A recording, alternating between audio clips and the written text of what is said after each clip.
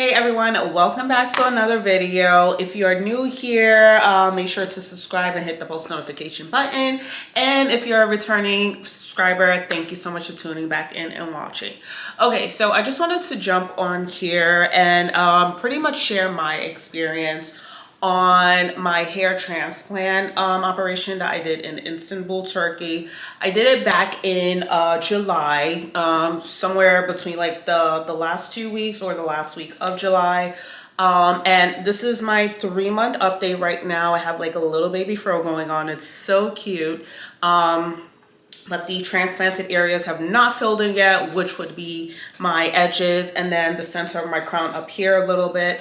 But I just wanted to come on here and pretty much talk about how it went for me, pros and cons, and perhaps, you know, for those of you who are thinking of going to do it, things that you should weigh before you make your final decision to go ahead and take the leap. So the clinic that I went to was Hiva Clinic. They have a lot of great reviews, and they especially work with a lot of people with similar hair textures to mine, or African Americans especially.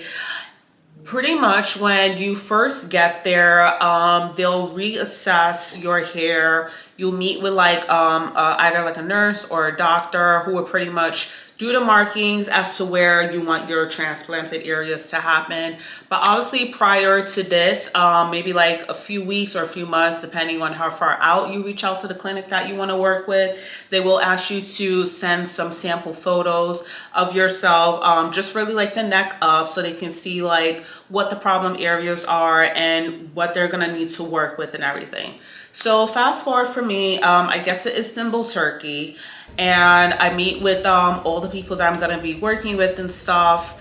They'll tell me how many grafts I'm gonna need depending on how much you know, transplant is gonna need to happen and everything. And then once that happens, then they'll move you to like either another waiting room or whatever and stuff. So from my experience in particular, after I met with the doctor who did like the markings and stuff, obviously for me, my two areas, like I said, was my crown and my edges. So she did markings around my edges, and then the crown, you know, they did whatever they had to do up there. And then they told me how many grafts that was going to be needed. At first for me, they said that the number of grafts that was going to be needed was going to end up exceeding the number of grafts that my head was going to be able to donate. So it kind of sucked a little bit at first, because that meant that they weren't going to be able to cover pretty much the whole area of my front and my crown. So it would have to just be like most of the front and then just whatever is left up here, or vice versa, depending on like what you want and stuff. So after that, they moved me into another room where there were other people like myself, either who were waiting for the procedure or who were returning for like a follow-up from their procedure. So one thing for me that wasn't mentioned prior to when I got to the clinic was the fact that I was going to have to shave all of my hair off. I was not ready for that, to be honest, because I had like really long hair and everything, but they said that they were gonna have to shave everything off. So that definitely devastated me at first, for sure. But I'm like, you know what? There's no turning back now at this point. Maybe it is good for me to just go with the big chop and just start fresh and everything, and then just let them work their magic and do what they have to do. So there was that. Then two, moving on, so they'll move you into the next place, which is where they'll start. Now this is where it gets like a little scary. This was another thing that isn't or wasn't talked about, and honestly I've seen other videos of people who had done hair transplants and they didn't really talk about it either. So I'm definitely going to make sure that I share this with you guys again, you know, so that you make a more informed decision as to whether or not going to do a hand transplant in another country is for you. So the part where it gets to the numbing of the scalp, oh my God. So painful and horrible, and it is not an experience that I would ever wish on another person, not even my worst enemy. They get to the numbing part, and you go into like a small room where there'll be like two specialists. And if you say like came with like someone, whether your partner, a family member, a friend, whoever, that's the point pretty much where they tell them that they can't be in the room with you once they start the numbing and everything. And the reason for that is because that numbing process where they start to numb your scalp is excruciatingly painful. I'm just gonna be honest and say it is excruciatingly painful. If I had to go and do a second hair transplant and was offered like $5 million for it, I would not do it. I just wouldn't. It's that painful. So that definitely did take that definitely was a shocker to me, because up front initially, and again, not trying to say that they were trying to like hide anything or whatever, but it's like everything in the whole process that needs to be spoken about is not mentioned, especially the numbing part. And I feel like probably the reason why like a lot of clinics or people may not bring that part of the whole process up is because obviously it may deter a lot of people from wanting to actually go and get hair transplants done. So I'm there, I'm in, like a hospital gown, I'm laid up on the bed, and then they start going in with the first. And then it's like they have to do your whole scalp. Pretty much to me, I was in so much agony and pain to the point that I was crying and shouting like a lot. And we had to take a couple of breaks in between because I just couldn't bear the pain. Like it was really that bad. The needle, I couldn't really see it, but it's kind of like a little bit of like a long one. Pretty much what it's doing is it's going in, it's numbing it, and then it feels like it goes in, and then once they pull it back out, like it really hurts. It's like a burning sensation. It feels like someone's literally ripping like patches of your hair out, like forcefully with their hand.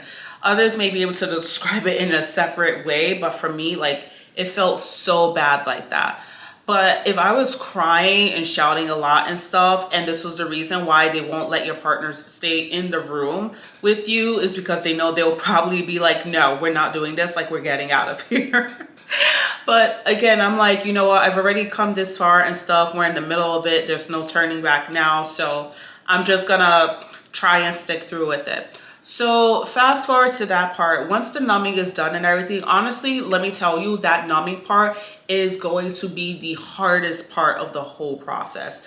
Not the healing, not the aftermath of the surgery. That numbing part is going to be the most painful part. So I get through the numbing part, and then they start going in. They're taking out the hairs, whatever, the follicles. They're doing what they have to do. There's usually going to be a break at some point during the procedure, and that'll usually come after they've already extracted all of the hair strands and follicles that they're going to use for the transplant. So that break will be like a lunch break. It might be like 45 minutes, half an hour, 1 hour. It just depends on the clinic.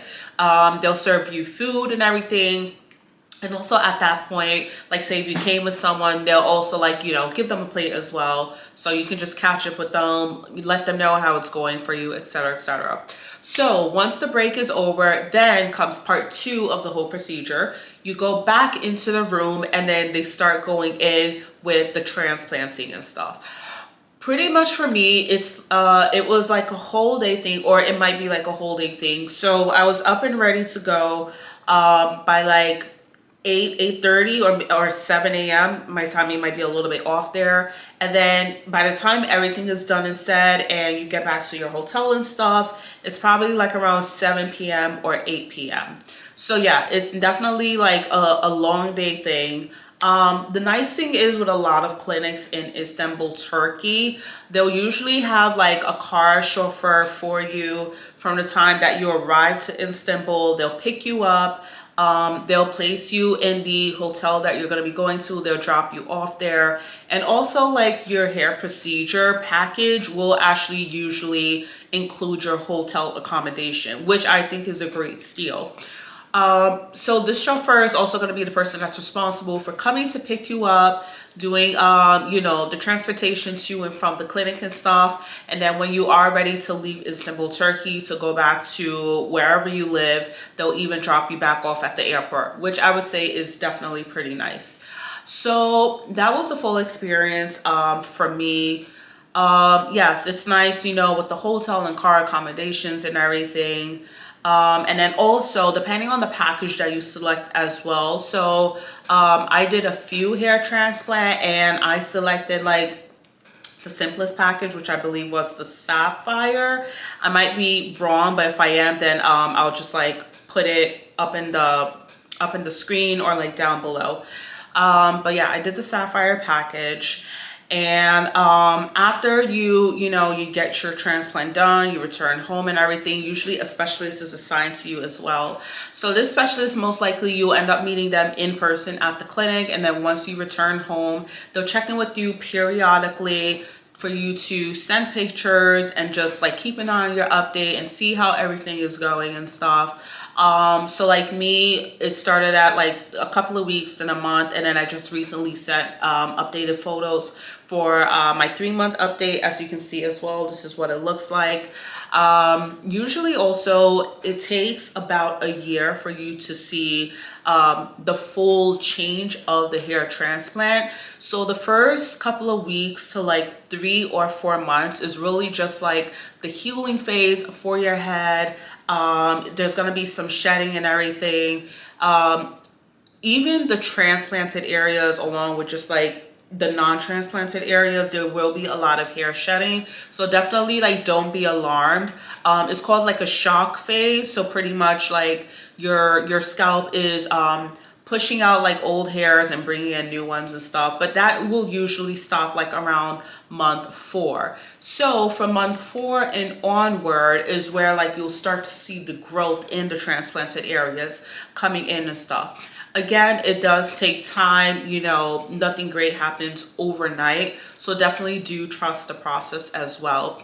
Also, usually the clinic will send you home with, depending on the package that you selected, with some products for aftercare as well, whether it's shampoo and conditioner or like serums or whatever. I just did the shampoo and the conditioner package, but you know, they have other packages as well. If you want like a bigger package, you'll have like serums, ointments, etc., you know, whatever else you want. Again, that package is optional, so you don't have to spend like hundreds of dollars on it. Also, they say that you can do PRP starting around maybe like month 2. Again, my timing on that might be off as well. Don't quote me on it. But yeah, at some point, like after like a couple of weeks or a month or 2, you can go and start doing some PRP, which is platelet-rich plasma, pretty much just to help strengthen and enhance your hair, your follicles, your scalp. So just to make sure it grows healthy and everything. But overall, so far, I would say that I am glad that my hair is doing well. I can't wait to see my crown and my edges fill in and everything. Again, like it's going to take time, which is understandable given the whole procedure in itself. So I really do hope that this video was helpful and informative for those who are thinking of going to get a hair transplant, whether it's in Turkey or another country. Definitely make sure you do your research again as well. And hey, if it's not for you, then hey, you might know someone who is thinking about it. Please definitely do pass this video along to them so it can help them just know what they're getting into and stuff, because definitely that whole process is not for the weak. I'll just be honest. But anyway, thank you so much for watching, and until next time.